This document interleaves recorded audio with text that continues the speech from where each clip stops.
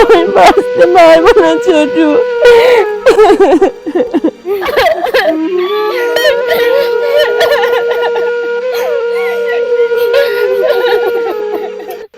দিদি কান্দিস না, দিদি কান্দিস না, তুই সবুজ দাদাকে ভুলে যা দিদি।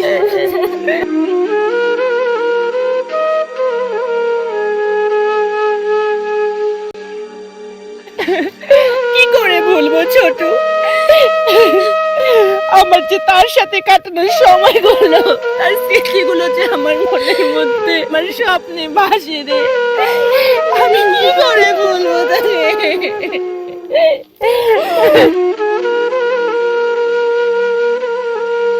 ছোট ছোট, তুই একটা কাজ কর, তুই বাড়ি ফিরে যা, অনেক বেলা হয়ে গেল। মা না হলে খুব বকবে। আমার একটা দরকারি কাজ আছে, আমি সেটা করেই বাড়ি ফিরতেছি। না দিদি, আমি একা একা বাড়ি যাব না, আমি তোকে নিয়েই যাব। না রে, তুই এরকম বলিস না, তুই যা, আমার একটা খুব দরকারি কাজ আছে, আমি সেটা করে তাড়াতাড়ি বাড়ি আসবো। তুই ব্যাপারটা বোঝার চেষ্টা কর ছোটু, তুই এটা নিয়ে বাড়ি যা, আমি খুব তাড়াতাড়ি আসবো।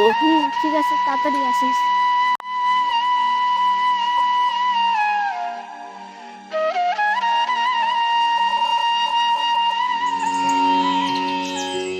মেজো মিয়া, চলো আমরা এই কাজটা সেরে পাখি মারতে যাই। ছোট মিয়া, এই কথাটা বলিস না ভাই। তুই তো জানিস সারাদিনে কাজ করে মাত্র 100 টাকা কামাই, ফালতু টাইম নষ্ট করে যাবে। ঠিক বলেছিস মেজো উস্তাদ, আমাদের আরো অনেক টাকা কামাতে হবে। মেজো ওস্তাদ, মেজো ওস্তাদ, সবুজ কি তোমাকে আমার ব্যাপারে কিছু বলেছে? না দিদি, বড় উস্তাদ তো কিছু বলেনি। ছোট উস্তাদ, বড়দের মাঝখানে কথা বলবি না। কেন বলবো না? তোর জন্য আজকে আমাদের বড় উস্তাদ আমাদের ছেলে অনেক দূর ফিরেছে।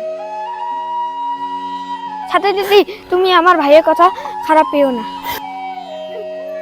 না ভাই মেজো মিয়া, হয়তো ছোট মিয়া ঠিকই বলেছে, আজকে আমার জন্যই হয়তো বড় মিয়া তোমাদের কাছে নেই। আমাকে পারলে ক্ষমা করিস তোরা।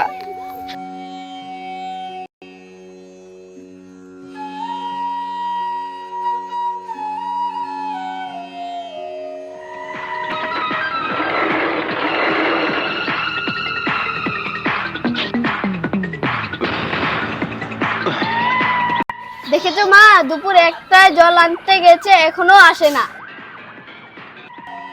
সত্যি তো, মুখপুরি কখন গেছে এখনো আসে না।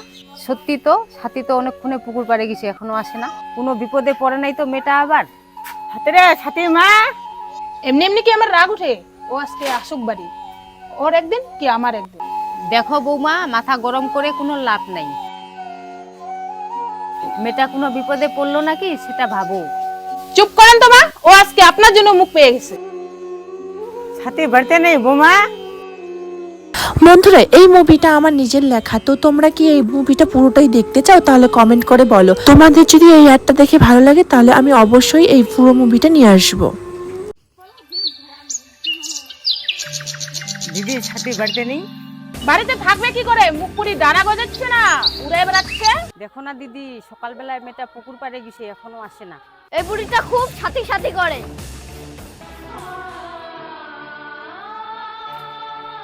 এই যে চলে আসলো আরেক মহারানী। দিদি ভাই, সাথী দিদি ভাই কোথায়? কোথায় আবার? কোন ছেলের সাথে ঘুরতে গেছে হয়তো। সত্যি এই মুখপুরি আমাদের মুখ পুরাবে। না মা, তুমি দিদির নামে খারাপ কথা বলতে পারো না।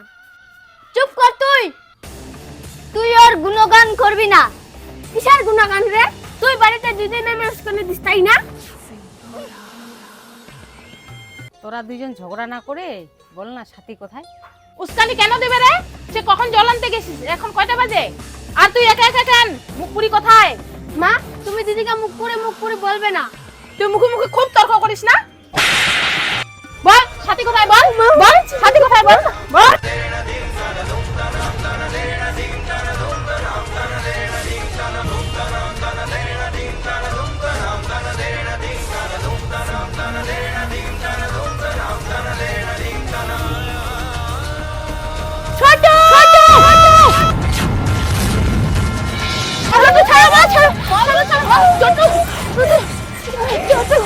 মা, তুমি ছোটকে মারছো কেন?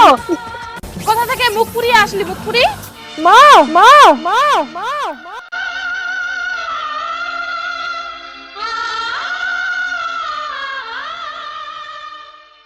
বৌমা মেয়েটাকে এভাবে বলো না।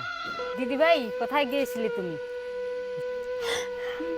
আমি কোথাও যাই নাই ঠাম্মি, আমার একটা দরকারি কাজ ছিল, আমি সেখানেই গেছিলাম।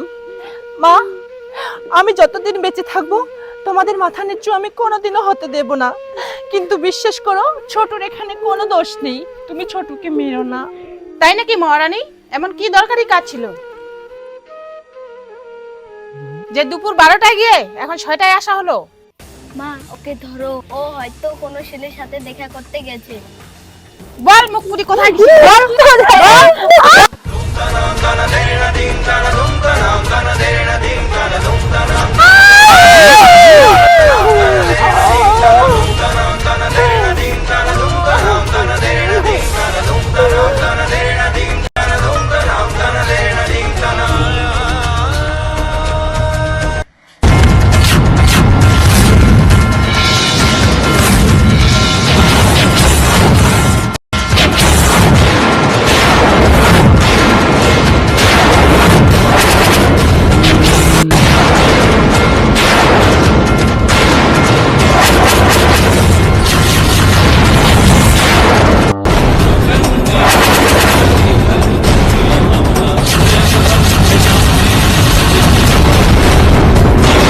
এই সবুজ সাথী মুভিটা যদি পার্ট 3 দেখতে চাও তাহলে অবশ্যই কমেন্ট করো, আমি তোমাদের কমেন্ট পেলে অবশ্যই মুভিটা নিয়ে আসবো।